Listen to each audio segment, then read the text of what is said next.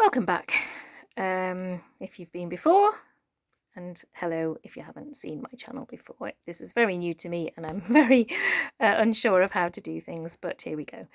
This is a talk today just about my journals. This is one of my passions and I journal every day in lots of different ways, but this is my sort of everyday what I'd like to call my decorative planner, because it's more about decorating it than actually writing in it, to be honest. I love to do this and I let myself do it once a week. I try not to get ahead of myself because then I'm disappointed when I haven't got it to do the following week. So I usually do it on a Friday if I know we've got a busy weekend, and if we've got a nice quiet weekend, then I'll just do it on Sunday, ready for the Monday morning. I'm just going to show you a few of the spreads.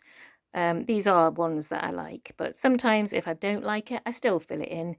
By the time you've finished writing all the writing in it, it'll probably look better or sometimes worse. But at the end of the day, it's just 1 week of putting in your important dates or non-important dates or whatever you want to put in. So it's not a big deal. The happy planners come in 3 or 4 different sizes, really. This is the biggest one. It has 11 rings that hold all your pages together. And you can take the spreads, as you can see, you take them in and out, which makes it much easier to decorate because you just lie them flat on the page. I use lots of stickers. I sometimes doodle, sometimes make my own stickers, sometimes use their stickers.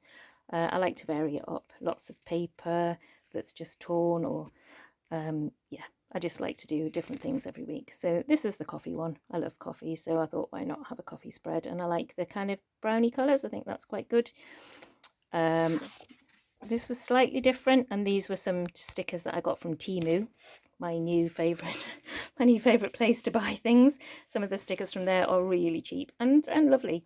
So this is just Alice in Wonderland that I put straight down the middle and then wrote everything top and bottom. It's not a style that I normally do, but I did quite like it, and it's quite clear and quite nice. I quite like the colours.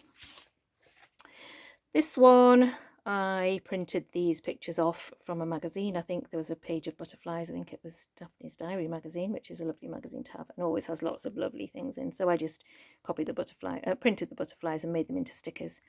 And then I got some pens that just do all different size dots. So as you can see, I've gone a little bit crazy with the dots this week, just to fill in all the spaces.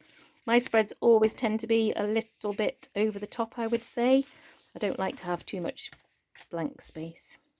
And my biggest influence is a channel called Planning with Bumble. She does these spreads and does beautiful ones. I think over the years I've watched her quite a lot, and that's where I get my inspirations from. This one, again, I don't normally do this, but because it was changing from January to February, I did the first 2 days in a sort of pinky colours and the last ones that had gone into February in purple. I quite like this and had forgotten I'd done it. I haven't done it since, but I might do it again. It's quite a nice look. And lastly, I'll just show you this one. Mostly this is Happy Planner stickers, I think, and a few Archer and Olive. But it's got a lot of writing. Sometimes I do lots and lots of writing, and sometimes I do very little. But this is obviously a heavily written one, and it was probably quite plain before I actually did the filling in. It's quite nice to see it. I always fill it in on the day. Very occasionally, if I miss the day, I'll just fill it in the next day. But generally, I come to this every day and do something with it. I'm just going to show you this last sort of example. So at the beginning of each month, you get a spread, or just a 1 page for the change of the month. I usually decorate this as a currently page, and goals, as you can see on here. Sometimes birthdays I'll put on this page. But I like to, you know, put in what I'm watching, what I'm reading, you know, what YouTubes I'm looking at, and anything that's going to happen on this page. So I can see over the time which ones change and how things change and what things I've enjoyed. So that's the beginning of this. As I say, it's been quite a challenge, and this is probably take 3 or 4, I think. I can't remember. Hopefully you'll enjoy it. If you've got any questions or there's other journaling techniques that you'd like to have a look at or ask me, then put them in the questions below, and hopefully I will see you again for another journal, different type next time. We'll have a look at something else that I do. Thanks for watching. Bye.